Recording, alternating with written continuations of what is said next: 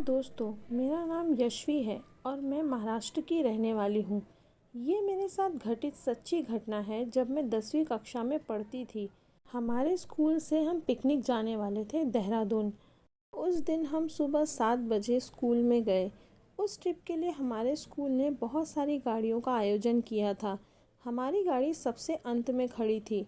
हम सारी सहेलियाँ गाड़ी में बैठ गई। कुछ ही देर में गाड़ी रवाना हो गई।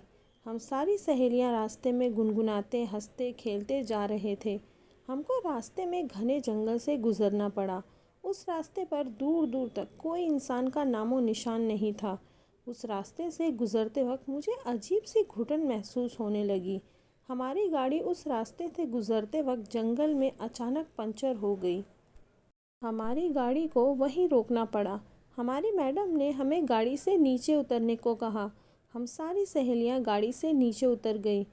हमारी मैडम ने दूसरी गाड़ियों में बैठी मैडमों को फ़ोन करके बताया कि उनकी गाड़ी पंचर हो गई है और रुकने से मना किया। कहा कि पंचर में थोड़ा समय लग सकता है।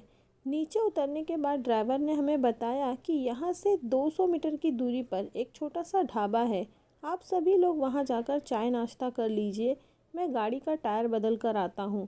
हमारी मैडम बस के पास खड़ी रही और हम सारी लड़कियाँ पैदल चल पड़ी। वो जंगल इतना घना था कि केवल जंगली जानवरों की आवाज़ें ही सुनाई दे रही थी। सभी उस ढाबे पर पहुँचे। दूर से देखने पर ही ढाबा बहुत अजीब और डरावना दिख रहा था। ज़्यादा ना सोचते हुए हम सभी लड़कियां उस ढाबे के अंदर चली गई। वहाँ एक बूढ़ा आदमी चाय बना रहा था। उस आदमी को देखकर मुझे एकदम से चक्कर जैसा महसूस हुआ और मैंने उससे नज़रें हटा ली। हम सभी लड़कियों ने वहाँ पर चाय पी। तभी थोड़ी देर में वहाँ ज़ोर से किसी औरत के चीखने की आवाज़ सुनाई दी। ऐसी आवाज़ सुनकर मैं और मेरी सहेलियाँ बुरी तरीके से डर गईं। तभी वो बूढ़ा आदमी लंगड़ाता हुआ ज़ोर से जंगल की ओर भागा। हमने तुरंत मैडम को फ़ोन किया पर फ़ोन नहीं लग रहा था। हम सभी लड़कियां उस जगह पहुंचे जहां बस खड़ी थी। जब हम वहां पहुंचे तो हमारे होश उड़ गए। बस वहां से गायब थी। बस यहां से कैसे गायब हो सकती थी? हम सभी बुरी तरीके से सहम गए थे और हम सभी उसी ढाबे पर वापस चले गए। वो बूढ़ा आदमी भी वापस आ गया था और उसने बताया कि अक्सर इस जंगल में ऐसी चीखें आती रहती हैं और मुझे जंगल में कोई नहीं मिलता। उस बूढ़े आदमी की बातें सुनकर हम और ज़्यादा डर गए। तभी अचानक हमारी बस आ गई और हम सारी लड़कियां बस में बैठ गईं। हमने मैडम को पूछा कि बस कहाँ गायब हो गई थी।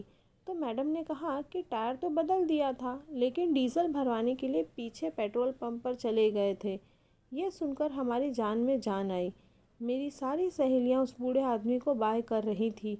थोड़ी देर बस चलने के बाद मैंने जैसे ही पीछे मुड़कर देखा तो ढाबा वहाँ से गायब था। मैं ज़ोर से चिल्लाई और ड्राइवर को सब बताया। ड्राइवर ने गाड़ी मोड़कर उस ढाबे तक गए। गाड़ी से नीचे उतरकर हमने देखा तो ढाबा वहाँ से गायब था। वहाँ कुछ भी नहीं था। वो बूढ़ा आदमी भी गायब था और कहीं नज़र नहीं आया। हम सभी फिर से बस में बैठकर रवाना हो गए।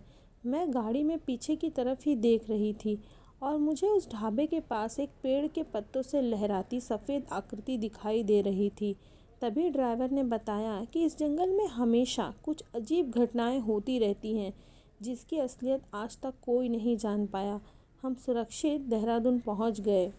लेकिन आज भी जब मैं उस ट्रिप को याद करती हूँ तो मैं बहुत सहम जाती हूँ। मेरे मन में यही सवाल घूमता है कि उस सुनसान जंगल में वो बूढ़ा आदमी कौन था? कि वो सच में था या कोई भूत था और वो कहाँ चला गया?